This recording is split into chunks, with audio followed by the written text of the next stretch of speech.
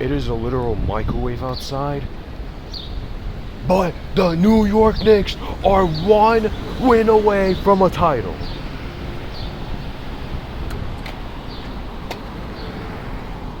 Largest and best comeback in NBA Finals history. And we are so close, guys. Wow. Yo. Yesterday was probably a top 5 day of my entire life for so many reasons. Firstly, I did meet up with a mutual of mine from hashtag his platform, hashtag his Twitter. Very, very, very, very goated friend of mine, mutual. And we're pretty local. We don't live too far off. Even though I'm gonna live in New Jersey this summer and just moving forward, life is gonna be still so good because at least I have a local mutual. So over the course of time, we met up for a bit, had some pastries from the bakery, and then we vibed for a bit. And then, last night, the Knicks were down 29 points at halftime, or around there. 29. The San Antonio Spurs were making literally everything.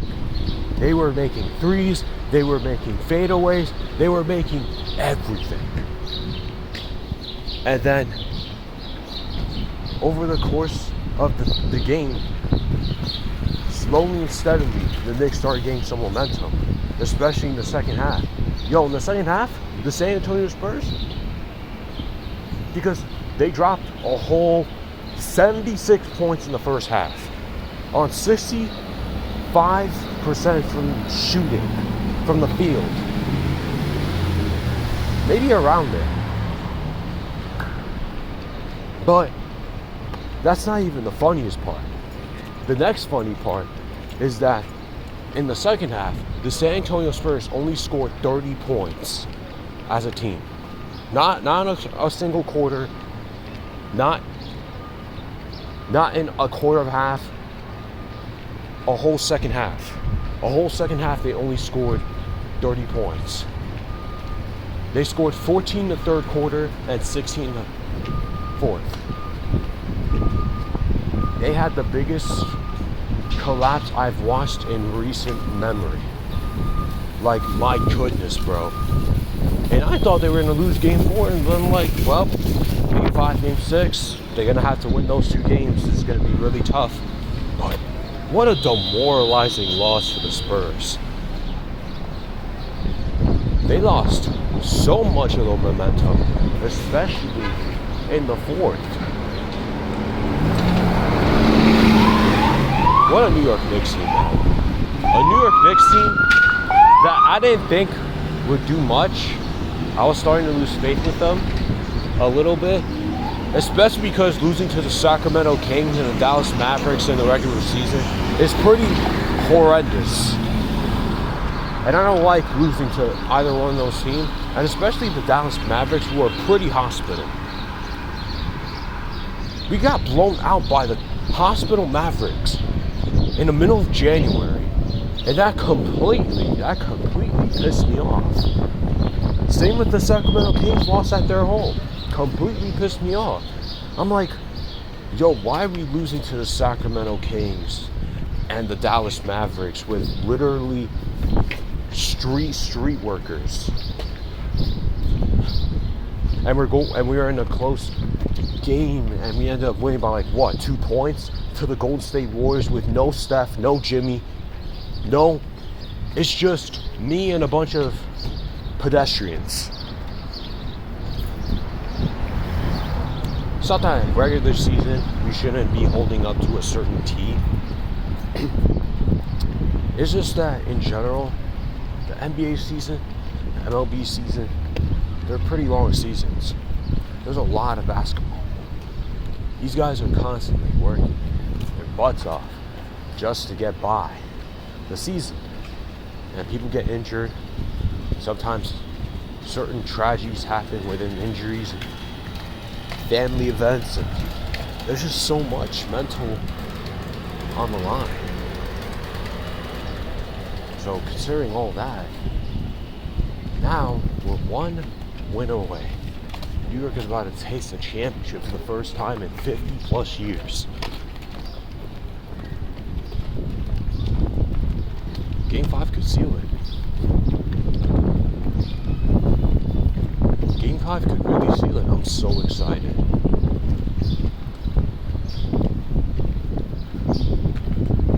It's crazy because it all started after Game 3 of the first round against the Hawks. They lost Game 3 in a nail biter. They were down 2-1 to the Hawks. And ever since that game, the Knicks just went on a huge winning streak until this Game 3 of the NBA Finals, and where they lost by like 4 points. But they swept the Philadelphia 76ers. They swept the Cleveland Cavaliers in the Eastern Conference Finals.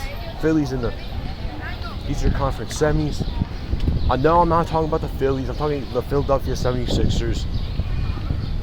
So they beat the Hawks in 6 games in the first round. They were down 2-1. And then the first 2 games of the NBA Finals on the road, they took the first 2 games, bro. They almost choked Game 2 pretty badly, but they still won. They came out on top. Man, what a season. Roller coaster. I'm not emotionally attached to sports as much anymore. However, it would be so surreal if they win Game 5 on Saturday. So surreal. I'll be in Jersey, so I won't have a reaction just immediately. However, I just want y'all to know I've been waiting for this moment for a long time. I've been a Knicks fan since 2012, since I was in middle school, or breaching middle school.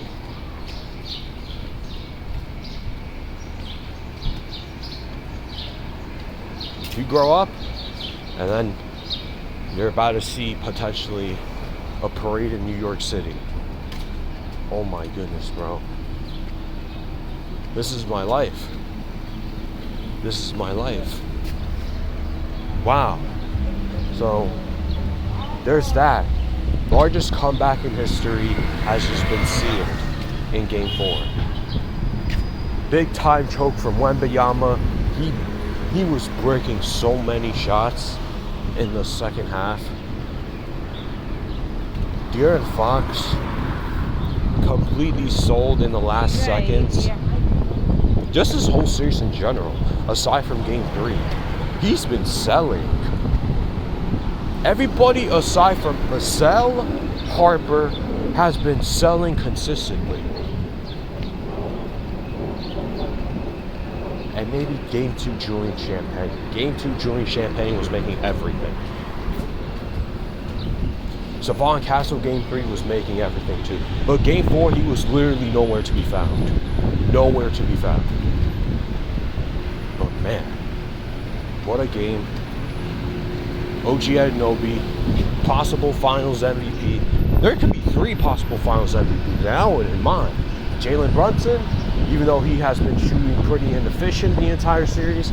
Karl Anthony Towns, even if in certain cases he's not having the most mind-boggling stats, he still has so much superb impact. And OG Anunoby, also superb impact. I wouldn't mind either one of those 3. And then guys like Jose Alvarado, Game 4. Guys like, even at times, Mikal Bridges has been really good. Landry Shamet has been really good, even though the past 2 games he's been a lemon. Mitch has been an impact, even though last 2 games, lemon. But As long as other guys show up, I'm loving it. This team has just been so fearless. This team has just been crazy, bro.